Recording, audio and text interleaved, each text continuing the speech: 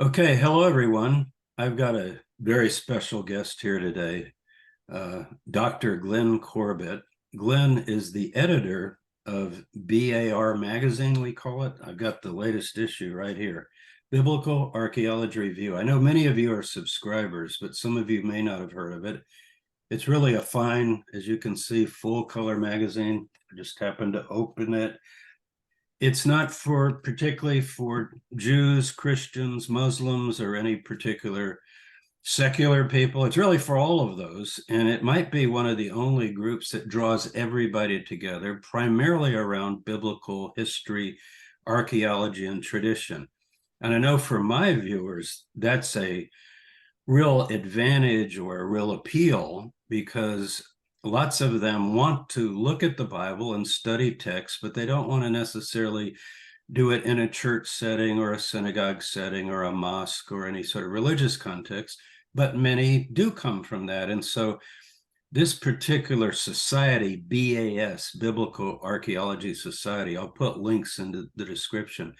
It's really unique, I think. I'm going to tell you about a seminar coming up or a gathering. We call it a fest, a Bible and Archaeology Fest that Glenn has put together with his team. I was there on the first one. It was 98 Orlando, Florida. I think I've missed two or three over the years, but I've been at a lot of them. And the great thing about them is you get to hang out together for over a 3-day period. But we'll get to all that. So I'm going to just share the screen and show you that very quickly where you have a visual for what we're talking about. As you can see, it's biblicalarchaeology.org. So try that out, no obligation. And as you see with these headings, there's just all kinds of things. You want to go on an archaeological dig, travel study, the library is fabulous. We'll talk about that later. Of course, the magazine, there's a blog. This you can sign up for free. I love this. I'm a professional in this field, but I look forward to getting this every morning on the weekdays and a summary on the weekend. All kinds of things. What are these strange stones? I remember that one this week. You see these stones and you think, were they weapons? Sometimes they have writing on them and so forth. And here's the magazine. And here's a couple of highlights. Jesus in the synagogue. So, just general interest. What do we know about synagogues in the first century? All kinds of things. And we're going to get back to this. Digs and the library. So we're going to start with that. And I'm going to just go to Glenn. I'm going to stop the share here. And so, Glenn, I'm going to call you by your first name. You can call me James instead of Dr. Corbett. We went to the same school. I was in the humanities getting a degree in New Testament and early Christian literature. I think you were probably in what they used to call the Oriental Institute, or I was at the Oriental Institute, or formerly the Oriental Institute at the University of Chicago, which was also in the humanities program, the Near Eastern Languages and Civilizations program. But back in I started at Chicago. Actually, I was a lifer there. Started in '95 as an undergrad, and then continued all the way through my PhD in 2010. So it was quite the tenure. But no, I did my sort of formal training in traditional sort of biblical archaeology, Bronze and Iron Age archaeology of what at the time we called Syro-Palestinian archaeology, basically the archaeology of ancient Israel. And so got my PhD in that. Ended up for my own research started doing excavations in Israel, worked at Ashkelon, the site of Ashkelon, the Philistine site for many, many summers, but actually moved my own research across the river to Jordan, where through a long series of circumstances ended up studying ancient inscriptions and rock art in the absolutely beautiful area of Wadi Rum in southern Jordan, which today a lot of people know from a lot of these sci-fi movies and Star Wars and other shows that are coming out that use Wadi Rum as this beautiful alien backdrop. But I got to spend a lot of time there studying ancient inscriptions and rock jarrings from about 2,000 years ago. So it was really a fascinating place to work. And it's been a very sort of long and complicated professional journey that has included at various points stops at Bar working under the longtime editor Hershel Shanks. I moved overseas I was the associate director of one of the main American overseas research centers, the one in Jordan, the ACOR. where I got very involved in directing programs, especially community-based archaeology programs, especially at the site of Petra. And then, yeah, moved back over here and one way or another found myself as editor-in-chief of BAR. So I'm very, very happy to be back, and it's been a wonderful journey. So you're the third editor, I think. When did you take Yes, over as editor? I took over in early 2021, I believe. And yeah, so Hershel Shanks was a longtime editor, I think, for 40 years until 2017. And then Bob Cargill of the University of Iowa was there for 3 years. And then I came on in 2021. So You took over during COVID, really. yes, that's I correct. So remember that. In fact, we first met. I guess have we met face to face? I don't think we no, have. no, only All of online. our meetings have been Zoom because we met during COVID. Yeah, but But no, I hope to see you I came soon. on during the pandemic, and I also came on a very interesting time because I mean, for many years, Bass and Barr were based in offices in Washington, D.C. Yes. And that's where I first met Hershel and many of the people who run the Biblical Archaeology Society. But during COVID, they basically left the permanent office, and now everyone is remote. So our entire staff works remotely to run the organization and to run the magazine. So that's been an adjustment, but it also gives people a lot of flexibility. And in many ways, it's just much more, I think, financially viable for the organization.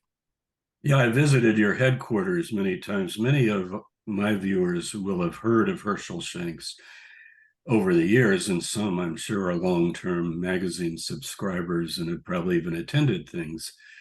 I offered a course not too long ago online on the Gospel of Mark and had a very high attendance. And I remember asking them once, because I was talking about resources, how many of you, it's probably 300 people, to know about Bar Magazine, and about half of them raised their hands. So Yeah. because of what I do, working with the Bible, early Christianity, historical Jesus, and all the archaeological aspects of that, probably lots of the viewers know about this already. And I hope those who don't, who've never heard of it, will check it out, biblicalarchaeology.org. So you came during COVID. So you're probably at your home now, I think. I am. Yeah, this So is my. we're entering through Zoom the kind of nerve center of this whole enterprise in a certain way. I know you have many assistants and helpers, but the magazine is certainly the flagship of the organization and has been for how many years is it? 40, Well, in 2025, we'll be celebrating our 50th issue, our 50th 50th. anniversary. Wow. So it's yeah, it started basically being published in 1975. So we're Yeah, near 50 I years. I think I started in the 80s. I was teaching at the College of William and Mary, and I know with my students, we would read it regularly and so forth. And then in the 90s, I came to UNC Charlotte, and the first big thing to break was the Dead Sea Scrolls story. And so that was huge. And Herschel Shanks, the editor, whom many will remember or know, was very much at the center of that. And it was a big thing in my field, and I was involved in some of the early release stories and so forth. In fact, Glenn, I've got a surprise for you toward the end after we talk a little bit.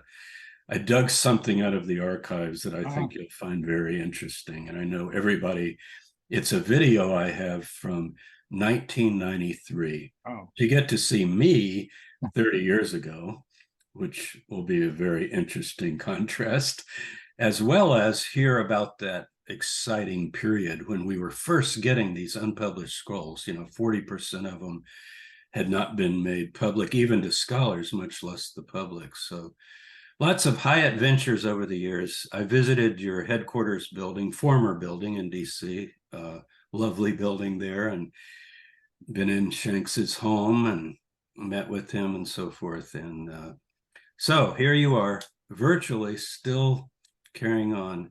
that's right. And Yeah. this is the home office, and I have an editorial staff of basically 3 other editors who also work out of their homes. I have one. It's been one nice addition during the pandemic. We were able to add basically a Israel-based correspondent, Nathan Steinmeier, who's a graduate student at Tel Aviv, but lives in Jerusalem. So he's able to do a lot of stuff on the ground in Israel, especially, and he does a lot of the stuff for our website and video posts and things like that. But yeah, it's just a relatively small editorial team that handles really the magazine and a lot of the editorial content that goes up on our website every day and ends up in those newsletters that a lot of people might get in their inboxes every day. Absolutely. And everybody, if you go to that site, just sign up for Bible History Daily. You won't regret it. There's no obligation or anything. And it becomes exciting. You know, I read it with the morning news and Yeah. coffee or whatever. So, Glenn, you're an archaeologist, though. I mean, you get your hands dirty. You have been at digs. You've been very involved in on both sides of the river, as we say, that Jordan River, east and west. You know, in the fall, I'm going to do a tour of Jordan. And I don't think this kind of tour has ever quite been done. Everybody goes to Petra, of course. Wadi Rum, you mentioned. A lot of people camp out for a night or two in Wadi Rum. There's sort of a set number of sites that you want to visit if you go to Jordan. But I've been working for a while on this topic, Jesus across the Jordan. So putting him on the west side, where we normally think of him, Sea of Galilee, Jerusalem. And if you start looking, you find out that quite often he's headed over across the Jordan himself, once to escape being killed. This is in the Gospel of John. It's around Hanukkah time in John chapter 10. And he's in danger from some of his enemies. And it says he went across the Jordan. And I've been very curious about that. So at the Bible Fest, not just to push my lecture, but it's interesting the connection you and I have with Jordan. Been there quite a few times and visited. I've never formally dug there, but I've done surveys of Pella, of Wadi El Yabas, which is just south of Pella, and so forth. And I'm speaking on that topic at your Bible Fest. So I'll we're very excited, and I'm very excited to hear that one, because of course it is very interesting to think about, you know, what was Jesus, and particularly perhaps some of Jesus' earliest followers. Did they have activities on the other side of the Jordan River? I mean, I think it's one of the more interesting sites that's really come to people's attentions over the past, 20 or 30 years, especially is the site of Machaerus. It changes, it changes everything because, I think the Gospel of Mark is our earliest gospel now.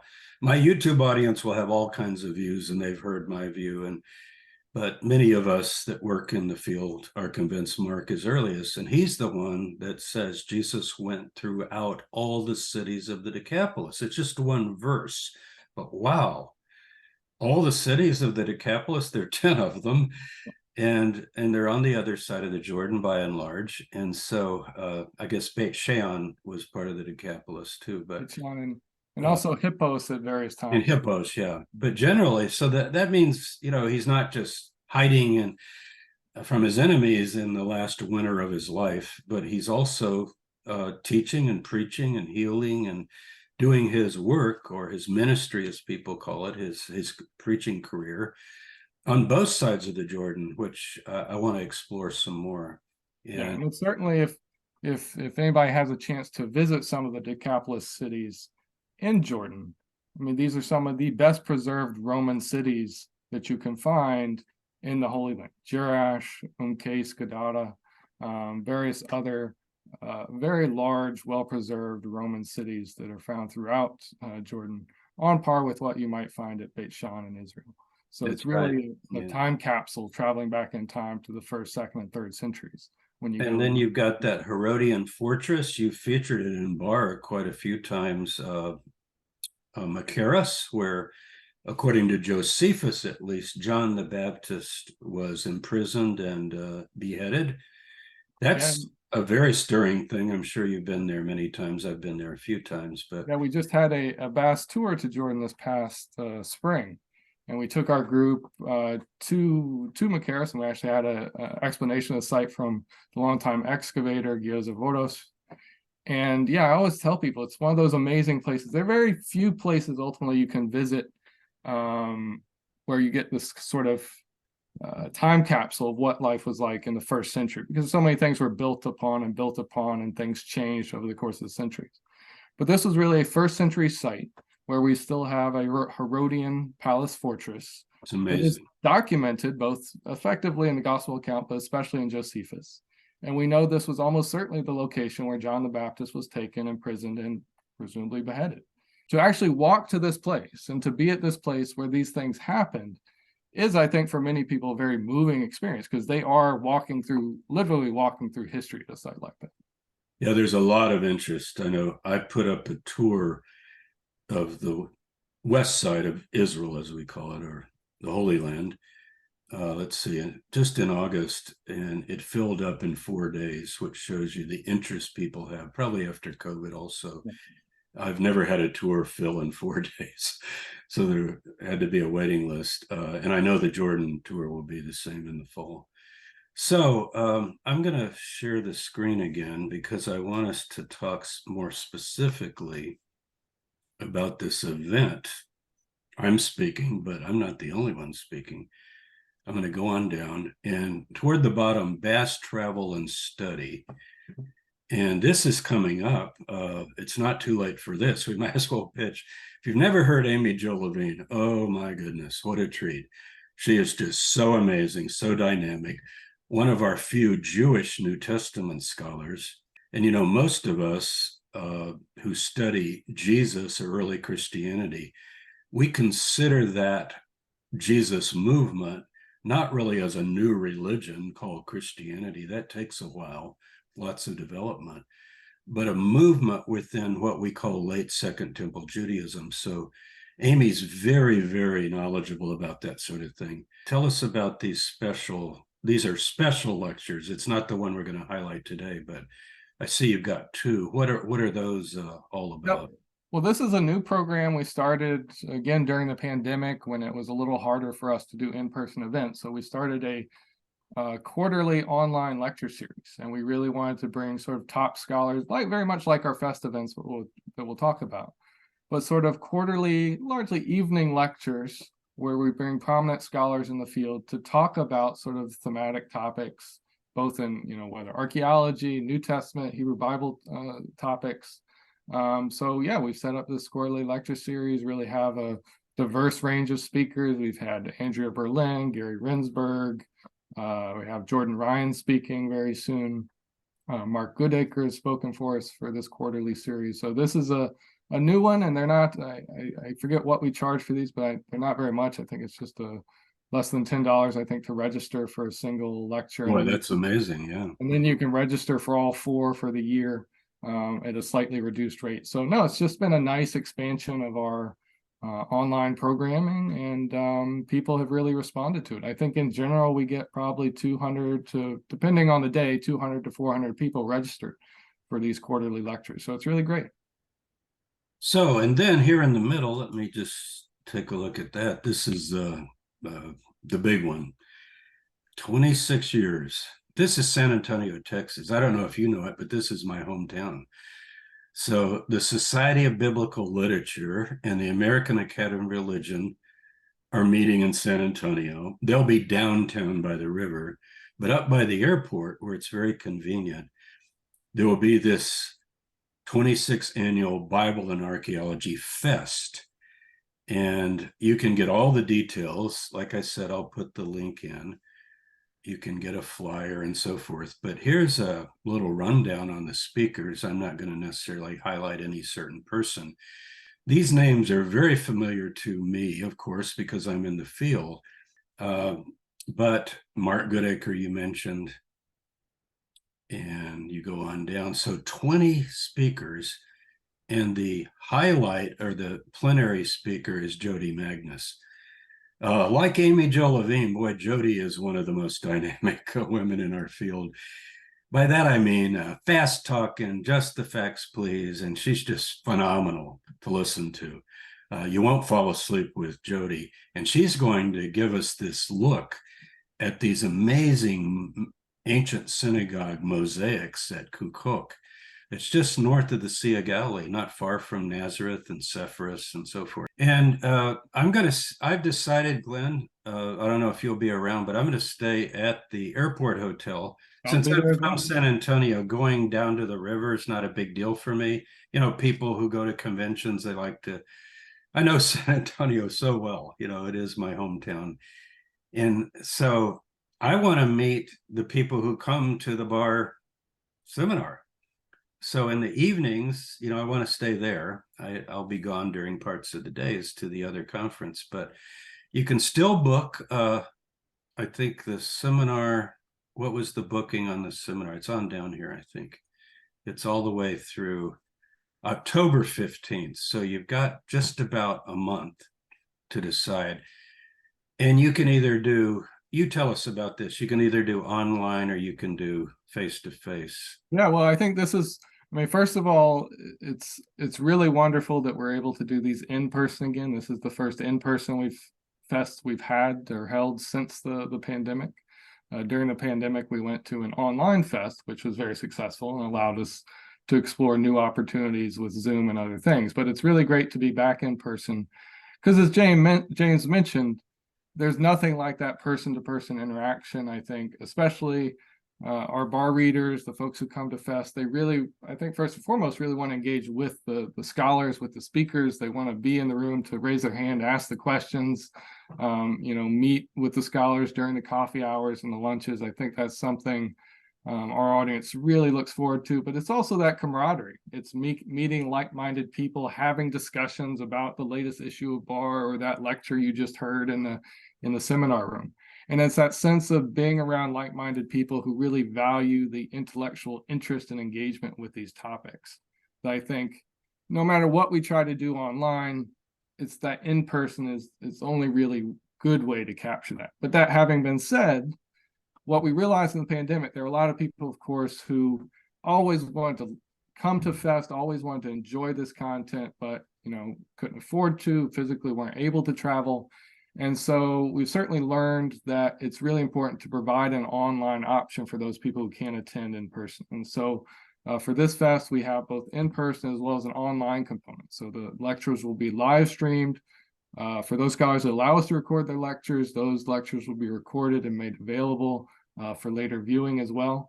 So it's really, we think, the best of both worlds to make this content available both in person, but also online. Right. And I just have to echo and underline what you said about the dialogue. It's the bar readership that tend to come to this. They're so diverse, just every background. There are people in the clergy, there are people very secular, there are people of every persuasion, every background, and they tend to be very knowledgeable. And so when you're around these people, I mean, they read things, they keep up with things, and some are new, some are veterans. So since we haven't met, I think since 2019, face to face, I made the decision. I'm definitely going. I want to be there. I want to be present. I'll be at the SBL anyway, the Society of Biblical Literature meeting, but I want to be at the hotel because that lunch, that after hour kind of thing, for me is one of the most enjoyable parts of it. And so I know anyone who comes will feel that. So I'm going to stop. And James, you can probably speak to this as well, but I think so many of the scholars, so many of the presenters who come to Fest, they get a lot out of it too, because so often they're teaching undergrads or sort of gen ed courses where, let's just say, there's not a lot of enthusiasm, or certainly even students who've done the readings per se. And so to have an audience who is actively engaged and interested, has really great questions, is knowledgeable, broadly knowledgeable about the content, I think that's something that sort of gets our speakers really excited about presenting and about speaking. So I think everybody makes out at these fests, I think. That is absolutely true. With my students over the years, I've taught 43 years. I retired last year from full-time teaching. And I'll be honest with you, other than in the more advanced classes, I would introduce something, a reading or an assignment or something. And after a while, you learn that about 10% of undergraduates read the assignment unless you try pop quizzes and other things.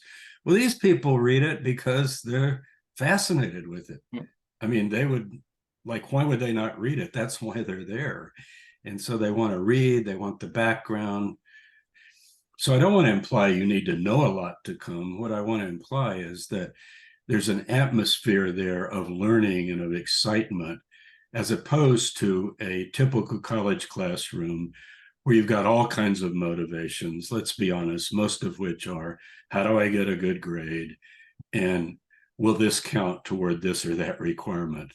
And that's the way it is. This is, people want to come because they love studying archaeology, history in the context of the Bible. So, what would you say, Glenn, about when people talk about, is there biblical archaeology per se?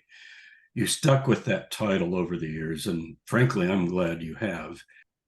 You could come up with any number of possible variations, but people discuss this all the time. Should you take a Bible in one hand and then go walking around digging, or do you dig and then consult the Bible? I mean, you had so much experience with this. How does it work with the Bible and the field, in your view, this whole thing about biblical archaeology? Because you're an archaeologist. Right. And I probably answer this question a lot differently now as editor of a popular magazine than I would as, say, a graduate student, 15 or 20 years ago, in what we then called Syro-Palestinian archaeology, which is now more Levantine archaeology. That wouldn't draw many subscribers. Exactly. And I think, in presenting this, and I think one of the things that I've carried throughout my career is a real belief that the academy cannot close itself in an ivory tower and not pretend that it can kind of close itself off from the public, or making its work and research relevant to a popular audience. And so I very much believe it's incumbent upon scholars, upon academics, to make their work interesting and relevant, or very quickly they're going to find that their departments dry up, their funding dries up, and nobody's going to be interested, especially in the humanities and social sciences. Yes. And so I think it's critical for folks to present their material, their findings, their research, their excavations in such a way that it appeals to a broad popular audience. And that doesn't mean pandering to lowest common denominator. That just means finding that hook, that way that brings people in, and invites them into the scholarship, rather than saying, this is not for you, this is something else. Mm-hmm. And I think this has long been noted. I mean, the field originated as biblical archaeology for a reason. That's where that was their entry point into wanting to learn about the civilizations, the cultures, the historical periods, the archaeology of this region, broadly speaking, the Eastern Mediterranean, the Levant. And even to this day, I think about the biblical world quite broadly. I don't define it as the archaeology of ancient Israel or the archaeology of the Bronze and Iron Age and Cyclical Judaism. I think of the history and archaeology of the biblical world writ large, that world that was experienced 4,000, 3,000, 2,000 years ago, that included not just Israel and Judah, it included Transjordan, it included the areas we think of as Syria, included Egypt. More and more, we're certainly finding it included North Arabia as well, as archaeology in Saudi Arabia is opening up, particularly in northern Saudi Arabia. We find a lot of these ancient oases were vibrant trading centers that were really critical in the growth of so many of the kingdoms and early states that we think of in the biblical period, whether it be Israel and Judah or Ammon, Moab, and Edom. All of these peoples, all of these cultures left physical remains, textual remains that inform our understanding of that broad biblical world. And so I have no problem continuing, especially for appealing to a popular audience, the notion of a biblical archaeology or biblical past. Now, we can debate all those issues of, Bible in one hand and, spade in the other. I mean, that's a different methodological issue. But I think appealing to a popular audience through the lens of the biblical world is more than appropriate for what we do, and perfectly justified. And every one of these civilizations, cultures, even the trade routes, everything come into the story of trying to, if the Bible is your main focus. Like, I work on Jesus, and I excavated at Sephra Sipori with James Strange, and many people who read the Bible, they've never even heard of Sephras. It was the large urban center of the Galilee under Herod Antipas. And Nazareth is 4 miles, actually 3.5 probably, just to the south. So you want to know about Jesus, you say, well, I'm interested in Jesus, not, all these civilizations. Well, what about the urban center that he could look off the hill and see every day of his life growing up? That's got to be very important too. And so many things, you could call it background, foreground, there are different ways of describing it. They lived in a world, and you need to know that world. And history and archaeology and textual analysis and critical study of the Bible allow us to kind of begin to reconstruct that biblical world. We'll never know everything, of course. But it's through the work of scholars and academics and researchers who work in this part of the world that we are able to begin reconstructing what life was like, how these people interacted, and to some extent, even these sort of peoples and kingdoms and groups that are in the Bible, we begin to get a sense of their importance, how they interacted with each other. So it's incredibly interesting. The one, again, personal example I would give is in Wadi Rum, the inscriptions I work with, these are basically a precursor to classical Arabic. They're written in a North Arabian script. But we largely date them to the time of the Nabateans, who were very prominent people around the 1st century AD, precisely when we have Jesus and Nablus, we have the Herodians, client kings in Jerusalem. And these were simply another people on the margin. So if Jesus knew about nomadic peoples and nomadic groups out in the desert, these were most likely the people he was thinking of. Yes, absolutely. This was part of his conceptual universe, right? And so even though, yes, Jesus certainly doesn't talk about the Thamudic nomads of southern Jordan, certainly these were very much part of his world. So by studying them, we get some entry point into broader aspects of that 1st century world of the Roman Near East and of Second Temple Judaism as well. Yeah, when I went to Chicago and then graduated, for the first 10 years, I did all of my work really in libraries. We didn't have the internet till later. And so, it's books and manuscripts and, reading scrolls and so forth. And then in the 90s, I started working at Qumran, where the Dead Sea Scrolls were found. And over the years have been involved in probably, a dozen or so excavations and so forth. And when I added that, I'd been to Israel before, but just like touring, but when I really got on the ground and began to study, took Bar Magazine, took other journals that are related to it, it changed my whole world. I was still studying, the rise of Christianity and Jesus in particular, and the Apostle Paul and so forth, all the things you do when you study New Testament. But to add that material evidence, not just read about it, but be involved in it and be over there. And that's why when I lead a tour, as you just led your tour to Jordan, it just makes it come alive for people. And it's so life-changing for people to be at a place and see it. And, when I first started going over there just to tour, I think it was in the 70s, there was very little you could see from the period I study, because it had all been covered with later remains.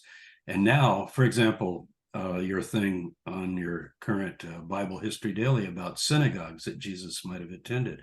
I was taught in the 70s by graduate professors that there were no synagogues in the 1st century, and that this is a later imposition of the Gospel of Luke and the book of Acts, saying that Jesus went into synagogues and preached. And now I've lost count. I think we have 10, don't we, at least? Well, Jordan Ryan's most recent article lists 16. 16. Well, I haven't even kept up with that many. Yeah. So, look how that changes things. Not just saying the Bible's right, but for me, I mean, that's a point to make, that maybe the text is more trustworthy than we thought. But what about walking into one of those synagogues and looking around like you can do at Migdal and say, wow, these floors, these walls are from the time of Jesus. Did he visit this synagogue? Well, every text says he went through all the synagogues of that area of the Galilee.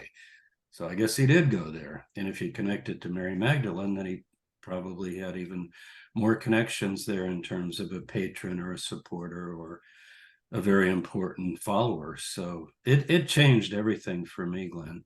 Yeah, and And it's also the case that, again, on this trip to Jordan we took this past spring, I mean, just north of the Dead Sea is this place that's Makta, it's the baptism site, and is now, I think, UNESCO World Heritage Site. But anyway, I mean, they found through excavation, especially after the peace accords between Israel and Jordan, they were able to do some excavation right along the border, and they found these very early churches, not first century, but they were certainly, I think, 4th and 5th century Byzantine churches that commemorated presumably the tradition of John having baptized Jesus at that location, presumably also being the location where John the Baptist was thought to have largely operated. yeah. And so very much identifying this tradition of John the Baptist with this area north of the Dead Sea. And now you have tourists and pilgrims who go there all the time to experience this. So even though you may not find, let's say, the exact spot where Jesus was baptized, this was certainly the general environment. This was, broadly speaking, the context. And it's through history and archaeology that we're able to know that. Because I think back, I mean, of course, I didn't go back to Israel back in the 70s, but if you did, I think they normally took you to a place just south of the Sea of Galilee. And I think even there you can still see people baptized. Oh yeah, people go there by the thousands. Yeah, but the traditional location was there just at the north end of the Dead Sea. Yeah. Well, I'm going to give you my surprise now. So, looking forward to it. Okay, can you see that? Okay. Yes. This is 1993. We're going to go back 30 years this month. In the September-October issue of BAR. By the way, if you join the library, and we're not here to pitch anything to you, we just want you to know about this. It's very reasonably priced. You can get the archive of every article that's ever appeared. I use it almost daily. 40 articles on that. And also, just to say, for people who either have the library or interested in it, we also, you see this collections tab, and that's where, especially for topics like, Herodian Jerusalem or the Dead Sea Scrolls, Macaris, we actually have already grouped the articles together. The editors have gone through and said, well, what are our top articles on ancient Jerusalem? This is such a great feature. And so we have these collections already put together. We call them our special collections. But yeah, and I think we have like 50 of these. It's a wonderful resource. I mean, not just for students or academics or scholars, but really just enthusiasts, those maybe who run or are part of Bible study groups who regularly talk about this material. It's really an unprecedented, amazing, I mean, again, as James said, a collection of 50 years basically of bar articles. Plus we had, for a relatively short period, a magazine called Bible Review, which is more of like textual biblical scholarship, and then Archaeology Odyssey, another magazine that was published for a short time, which was more broadly Mediterranean archaeology. But all of this is in the Bass Library, so it's an amazing resource. I think we're for our all access membership to the current print magazine subscription, as well as the Bass Library, I think is only $12 a year right now. So it's a great deal. It's really unbelievable when you think about it. I've got my iPad here. I'll show you what I like. The glare probably won't show very well, but I like the iPad version. That's the magazine, and I can tap on, the current issue here that I have printed, and then I can turn it like this, and I can just thumb through like I'm reading the magazine. Very nice. I really love doing that. It's just the right size on this little iPad.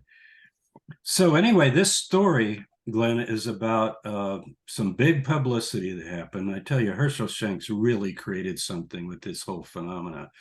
So the Dead Sea Scrolls were just released the year before.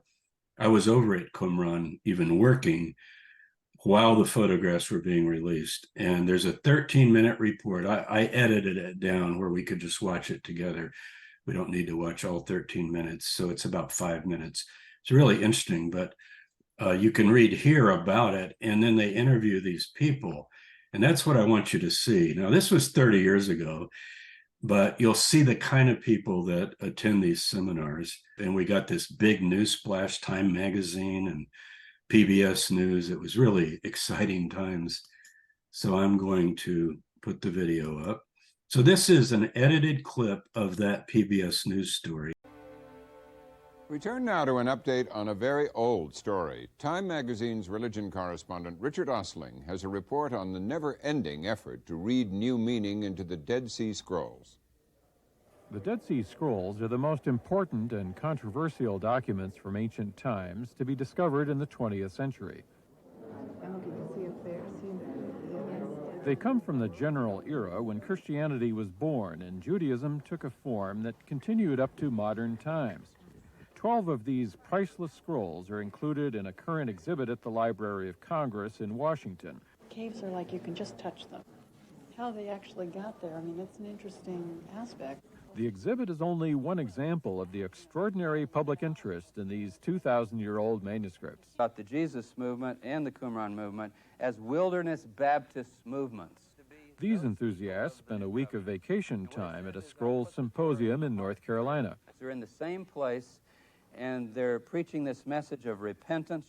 And temperatures rose when scholars conferred at the Annenberg Research Institute in Philadelphia. That's not true. The first part doesn't... Oh, no, the first part is halachic. Look what it says. Look what it says. It starts right out with the history. And it says, you know what happened? Wait. After about a page of history, it says, and you know these bums living in our time, you know what they did? Usually specialists work on ancient manuscripts in quiet obscurity with little public notice, but it's a different story with the scrolls. The scrolls had been hidden in caves near the Dead Sea, not far from a site known as Qumran. The various texts and fragments were found between 1947 and 1960 in a tangle of Mideast intrigue involving Bedouin shepherds, church leaders, scholars, and government bureaucrats. The manuscripts included copies of the Hebrew Scriptures 1,000 years older than those previously available, leading to refinements in the Bibles read by millions. In addition to the Scriptures, there are texts dealing with calendars, ritual, laws of purity, Bible interpretation, and even a book on buried treasure. There were over 500 different scrolls, but only in fragments, not a single complete one. Hershel Shanks is editor of the magazine Biblical Archaeology Review. The estimate of the number of fragments making up these over 500 scrolls varies from about 10,000 to 100,000. And many of them just like a fingernail. This vast collection of non-biblical material has sparked intense scholarly feuding and charges of fraud and plagiarism. The first dispute was over access. The original team of scholars working on the scrolls was set up by the government of Jordan, which held most of the texts in East Jerusalem. Israel won control of these scrolls in the 1967 war. The same official team continued its work at a snail's pace while preventing most other experts from seeing the material. But in 1991, the text suddenly became available to all comers. Hershel Shanks defied the official team and published the secret scrolls. The photos that we published in a kind of Pentagon Papers case, we still can't tell you where they came from, but we got through a lawyer who said he represented an unnamed client, close to 1,800 photographs of unpublished fragments. Now, anybody can have the unpublished fragments and do with them what they want. They can translate them, transcribe them, print them, publish them, or eat them for breakfast in the morning. Now that the scrolls are widely available, there's increasing controversy about what they say and what they mean. The parallels between the scrolls community and early Christians have excited the public and a new generation of scholars outside the official team. I want to try to show how the traditions that we have in our Gospels about Jesus of Nazareth have interesting correlations with what we see in the Qumran material. Religion professor James Tabor compared the scrolls with the New Testament at this symposium in North Carolina for grassroots clergy and laity. These are apocalyptic images of judgment. This is the atmosphere of the Gospels. It's the atmosphere of the scrolls. And the scrolls include Beatitudes, a characteristic form of teaching also used by Jesus in the Sermon on the Mount. One scroll even uses the title Son of God to refer to the Messiah, just as the New Testament does. Those at the conference were excited by the connections. We tend to think about Christianity as being Christianity, and it sets apart from everything else. And yet here are the scrolls telling us that Son of God was a term in use in those days. And the old saying that it's only applied to Jesus no longer applies. Jesus was a real man in a real society, and he reflects that society. And I want to know what it was. I want to know what that society looked like, felt like, smelt like, and I want to touch it. And if that means touching a scroll, that's what I want to do. I'm so taken with the thought that we have the thoughts today that these people had 2,000 years ago. And the continuity of thought through all these thousands of years is, I think, tremendously exciting. It shows you really that on a spiritual level, we are really one with the past, and they are one with us. I like that. I'm always amazed when Christians look at this text and they say, I always thought this was part of Christianity. And now they're starting to realize this has always been a part of Judaism. And why that's so important to me is that I think a lot of Christians are starting to understand that we have a lot in common, a tremendous amount in common. And the Dead Sea Scrolls represent that. In my tradition in education, we have believed and taught that you cannot be a Christian in the truest sense of the word unless you really understand Judaism, and particularly the Hebrew Bible. We're both branches on a tree, but we have a common root. Yes. And the Dead Sea Scrolls is part of that common root. So Glenn, that was amazing to me. First of all, 30 years ago to see myself, but hear these people talking. I actually remember some of those very individuals, and it gives you the feeling of what one of these bar gatherings is like. You saw them sitting on a porch outside of the place we were meeting, just talking about this stuff. What did you feel as you watched that? That really takes you back, doesn't it? Yeah, no, it's very similar, and no, it's very nice to see in these events, whether it's 30 years ago or the one, the upcoming in San Antonio. It is precisely that sort of environment where, after hearing the top specialists in the field, whether on Dead Sea Scrolls or Iron Age archaeology in Jerusalem or the canonical Gospels, sort of to hear those ideas and the latest scholarship, and then to have an opportunity to reflect, not just yourself, but with others, like-minded people who are questioning, have questions, are intrigued by the questions that are raised and want to discuss them and hear various viewpoints. That is exactly the sort of environment we want to cultivate, that we hope that these fests sort of nourish and promote. I mean, I particularly responded to, I think one of the first people was interviewed that,